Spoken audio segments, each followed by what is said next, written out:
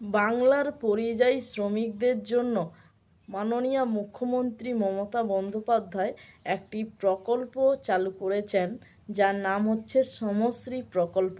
তো সেই প্রকল্পে প্রতি মাসে 5,000 টাকা করে দেয়া হবে। যে সকল পরিযায়ী শ্রমিক বাংলার বাইরে কাজ করছে তাদের বাড়ি ফিরিয়ে এনে এবং তারা যদি নিজেরাও চলে আসে, যারা আসতে পারবে, যারা আসতে চায়, তাদের পুনর্বাসনের জন্য আমরা একটা পরিকল্পনা গ্রহণ করেছি। এই পরিকল্পনাটার আমরা নাম দিয়েছি শ্রমশ্রী। নতুন পরিকল্পনা। শ্রমশ্রী প্রকল্প কেন করছি তার কারণ হচ্ছে, এই প্রকল্পের মূল উদ্দেশ্য পরিযায়ী শ্রমিকদের বাংলায় ফিরিয়ে আনা এবং তাদের জীবিকার জন্য নিজের পায়ে দাঁড়ানোর জন্য সাহায্য করা।